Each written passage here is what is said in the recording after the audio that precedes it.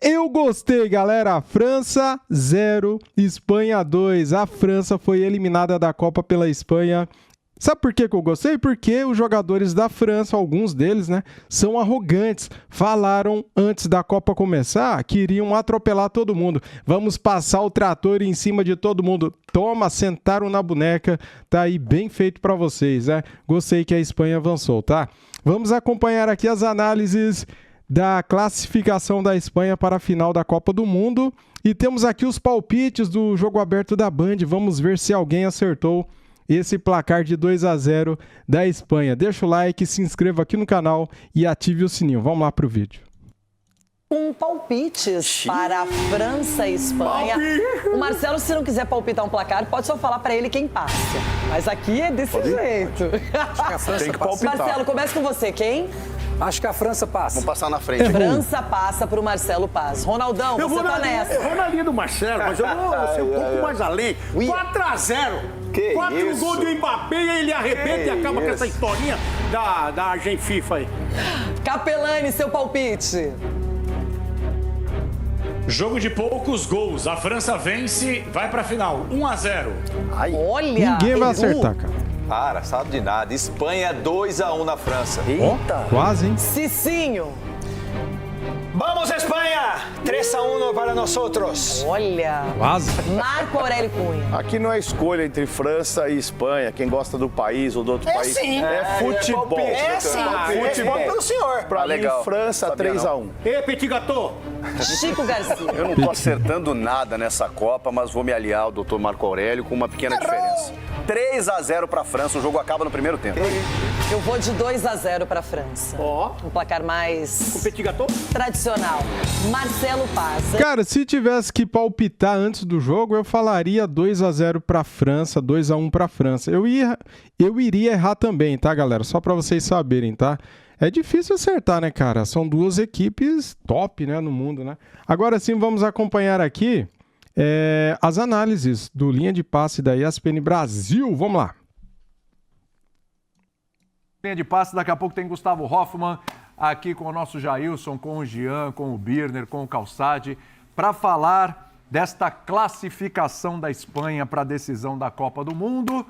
E eu vou começar, óbvio, né? Por favor, né? Óbvio, né? Por favor. Com ele. As pessoas aqui no chat já estão pedindo, né? Já estão enaltecendo. Hoje o Calçado... Sabe quando o pessoal vem que detona a gente, acaba com a gente? Hoje só estão te enaltecendo, Calçado.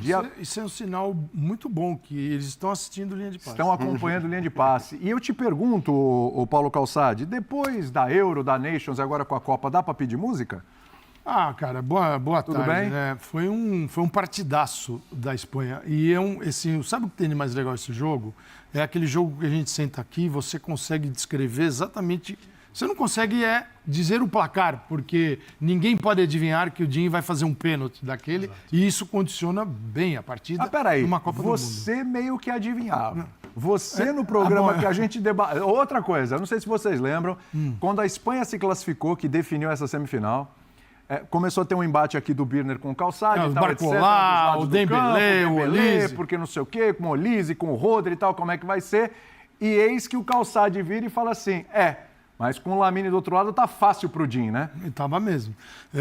Foi dali, saiu o pênalti, e o gol impedido do Lamine foi em cima do Dinho também. Assim, isso não dá para prever, né? Você sabe que tem um monstro em cima de um lateral que Exato. não é um monstro como ele. Então, também o Lamine em cima de qualquer lateral leva vantagem. E o gol anulado do Lamine Yamal foi por isso aqui, ó. Que golaço, né, cara? Que pena, né? Ele tava impedido. Hoje Mas tava mal. Você não consegue prever pênalti, cartão amarelo, cartão vermelho. Por exemplo, a França teve um contra-ataque muito perigoso no início da partida, por toda adiantada da Espanha, Baita que contra-ataque. quase o Cubarsí agarra e poderia ter sido expulso de campo. É outro jogo, tá? Então essas coisas ninguém consegue. Agora, como o jogo iria acontecer dentro de campo, isso era um dos jogos mais previsíveis que a gente tem hoje em dia. Por quê? A Espanha com a posse e controle total. Foi assim? Foi. A França, vertical, não é um time a posse e controle total. Ela exerceu a posse em adversários com um bloco muito baixo, fundados na defesa. Por um time que sai, era a Espanha finalmente dando à França aquilo que a França queria na Copa toda, que era jogar um pouco mais atrás e sair na velocidade de Mbappé, Olise, Dembélé, Doué ou Barcola, um festival. Só que a Espanha marcou alto, deu esse campo para a França, mas entrou com uma intensidade necessária para esse tipo de postura. Nenhum time que joga adiantado pode ter uma postura passiva na hora que perde a bola, porque aí você está morto.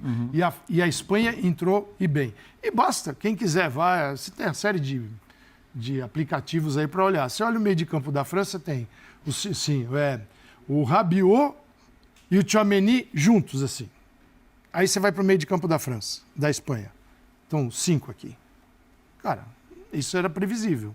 Um meio de campo absoluto contra um meio de campo de 2 jogadores. O Olise, ficou pesado demais para o Olise voltar no Rodri.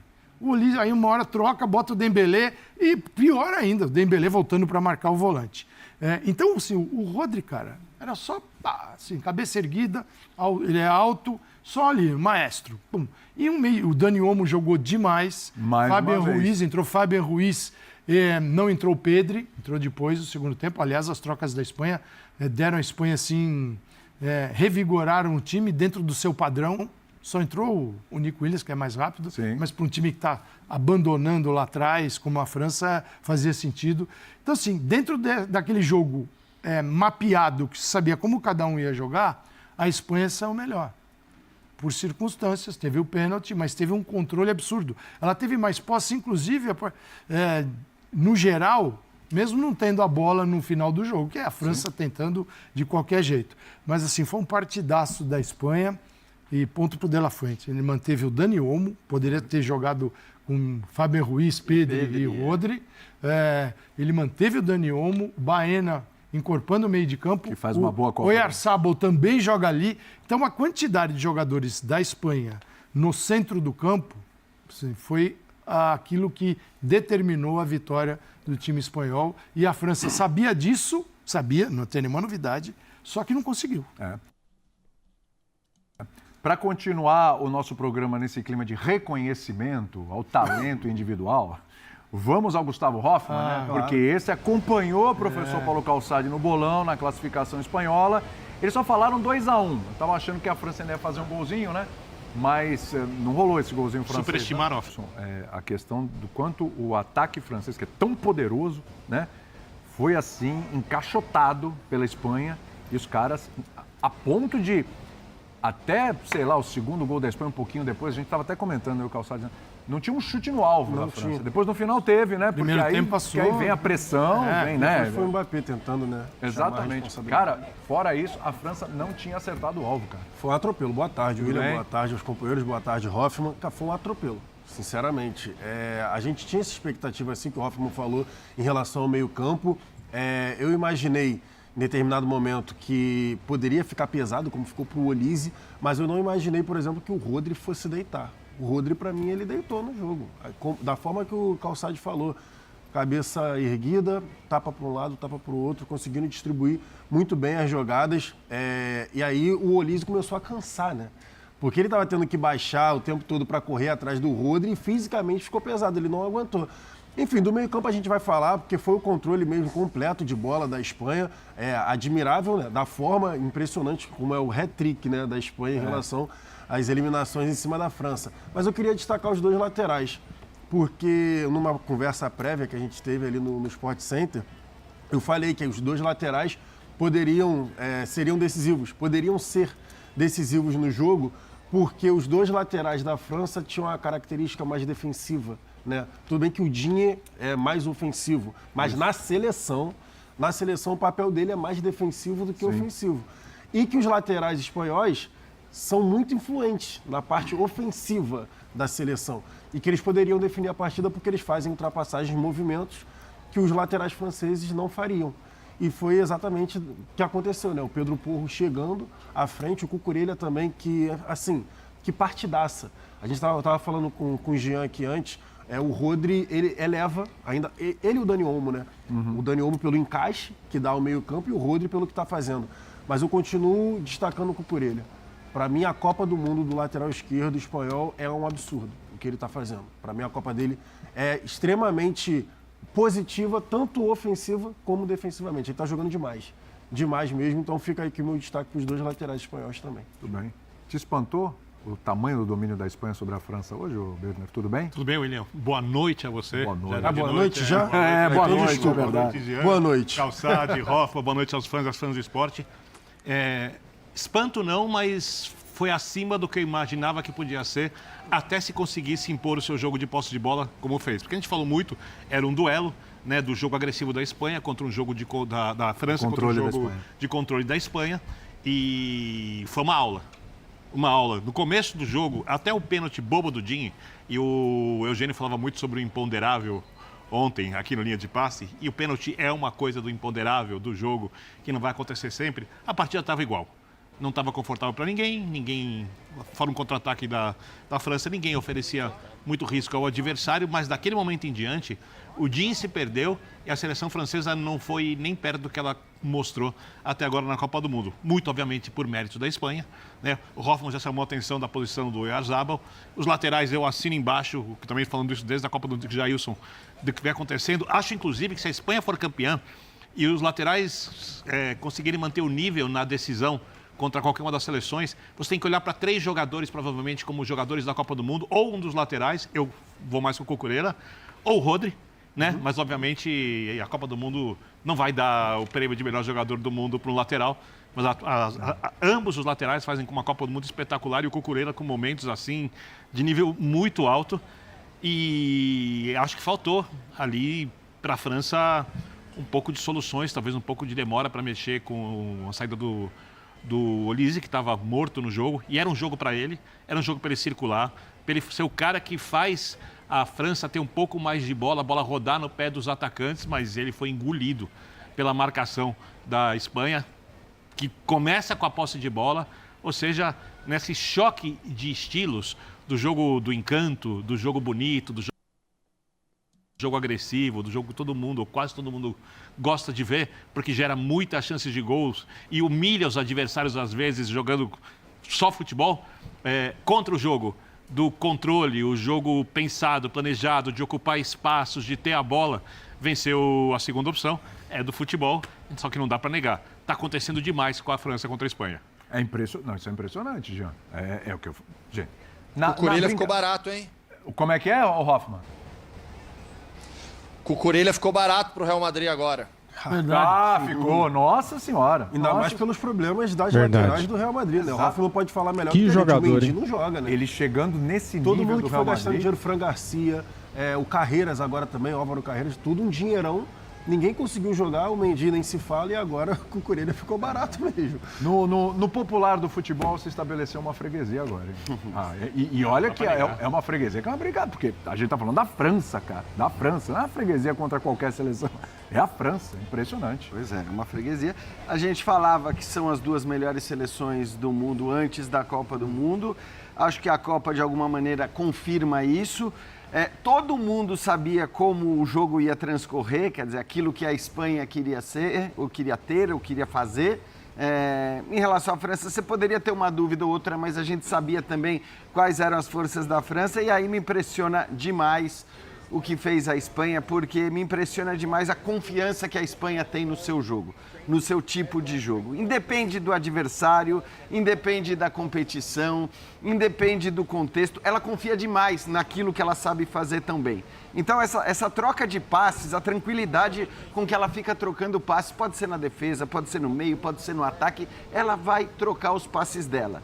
E é trocando os passes dela que ela criou muito mais chances perigosas de fato do que a França, foi trocando passes que ela impediu uma seleção até então temida e avassaladora na Copa do Mundo de jogar. Porque para mim foi o que aconteceu. A França não jogou. A gente até pega as estatísticas, vê umas finalizações da França por causa do finalzinho. Tudo no final. 2-0. 2-0, finalzinho. Aquele abafa, você baixa, você fala, não, tudo bem, se sair um gol, beleza. Mas assim, não fosse isso, a Espanha não deixou a França jogar futebol. E aí fica de novo uma aula do futebol coletivo, né? É uma aula do futebol coletivo que a gente viu o PSG, com as suas recentes reformulações, fazer, né? Quer dizer, quando o PSG passa a ganhar a Champions League é porque ele passa a olhar para o futebol coletivo e não para o futebol que aposta em craques, que aposta em individualidades. E eu quero ressaltar, não estou diminuindo a França nesse caso, tá? Mas eu estou exaltando quem joga futebol coletivamente, quem tem uma ideia de jogo tão Luiz coletiva Henrique, e confia nessa ideia para ganhar os seus jogos, e foi o que a gente viu acontecer, cara. Então, é um negócio impressionante e eu acho que a Espanha tá muito de parabéns e eu entendo quem acha chato, quem não gosta tanto, mas vou te falar, eu gosto, eu acho demais ver a Espanha jogar desse jeito. Sim, fala. Muito bem, vamos ver aqui agora a repercussão da imprensa, galera. Olé, de finalista. A Espanha domina, põe franceses na roda e é a primeira seleção garantida na final da Copa do Mundo de 2026. Espanhóis buscam o bi. Espanha elimina a França em terceira semi consecutiva. Veja retrospecto. A Espanha iguala a maior sequência invicta do futebol de seleções, tá? A imprensa espanhola vibra com a classificação e falou lição, é uma lição. Olha quem que tá aqui, galera. Ó, o irmãozinho do Yamal, cara. Comemora a classificação e o Web reage. O reizinho está feliz. Yamal supera Mbappé na lista dos mais jovens em final. Futebol de campeão. Web celebra Espanha na final. Chances.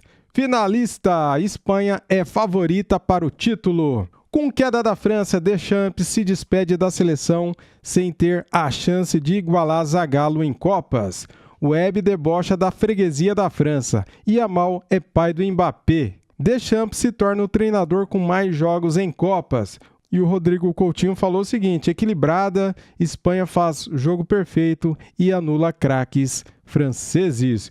Espanha é a segunda seleção a chegar em final de Copa com só um gol sofrido e pode bater recorde. Que top, hein, galera? A classificação decreta 20ª final diferente em Copas. Existe disputa de terceiro lugar na Copa do Mundo?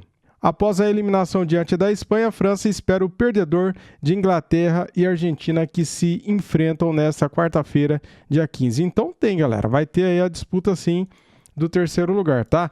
Deixa o like, se inscreva aqui no canal e ative o sininho. Tamo juntos, valeu, fui!